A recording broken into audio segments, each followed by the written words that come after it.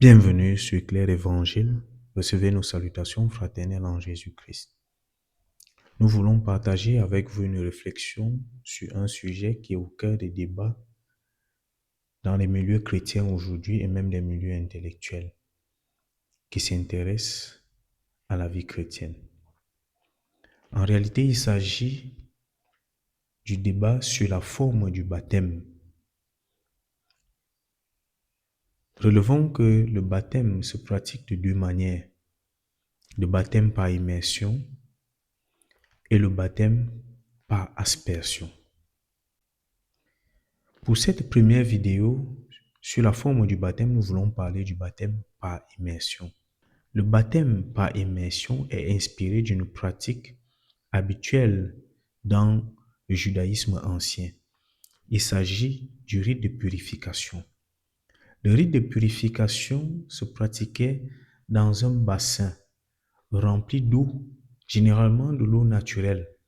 Celui qui sollicitait ce rite était alors trempé et totalement immergé dans ce bassin et on le ressortait par la suite. Ceci symbolisait l'entrée avec l'impureté et la sortie étant déjà pure. Donc celui qui bénéficiait de ce rite perdait tous ses péchés, toute son impureté et devenait un être pur. Or, en réalité, ce qui se fait dans le baptême par immersion ne consiste pas en un rite de purification.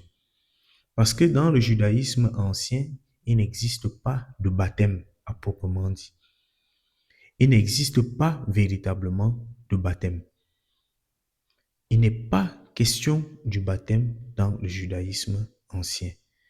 Ceci vient émerger avec la prédication de Jean, communément appelé Jean-Baptiste, qui prêchait la repentance et ceux qui croyaient se repentaient et ils recevaient ce baptême.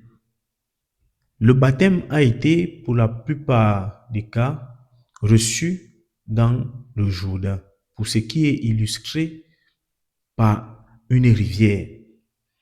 Et il n'est pas dit clairement que ceux-ci étaient totalement immergés, mais s'appuyant sur ce rite, on peut penser alors qu'ils étaient immergés à la manière des Juifs qui sollicitaient le rite de purification. Et c'est ainsi que ceux-là ont été baptisés et ils sont devenus des disciples parce qu'ils ont commencé à suivre la volonté de Dieu après leur repentance en abandonnant leurs vieilles œuvres. Ils devenaient donc des nouvelles créatures pour cette période-là par rapport à cette compréhension.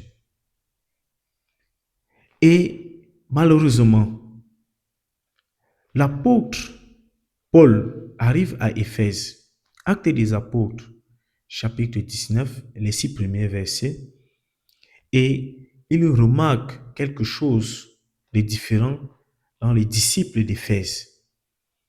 Et c'est pourquoi il leur demande s'ils ont reçu le Saint-Esprit lorsqu'ils ont cru.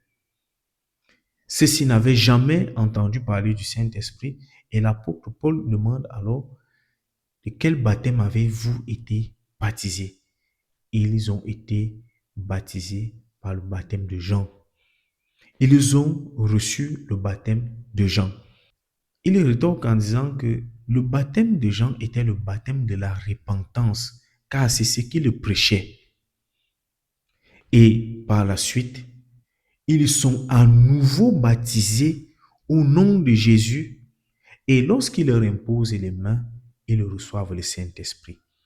Si la forme du baptême par immersion est donc le véritable baptême qui donne le salut, comment se fait-il que l'apôtre Paul les baptise à nouveau s'il était question de la forme du baptême?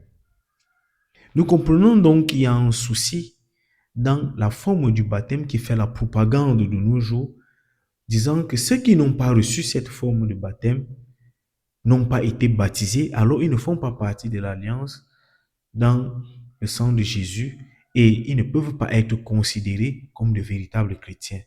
Nous voyons ici que ceux qui avaient reçu le baptême par immersion sont à nouveau baptisés par Paul et il n'est pas dit de quelle manière, mais c'est ce qui implique ce baptême qui est évoqué, c'est qu'ils sont baptisés au nom de Jésus et par la suite, il leur impose les mains et ils reçoivent le Saint-Esprit. Nous comprenons donc que ce n'est pas la forme du baptême qui sauve, ce n'est pas la forme du baptême qui fait le baptême, ce n'est pas la forme du baptême qui implique l'entrée dans la nouvelle alliance scellée en Jésus-Christ.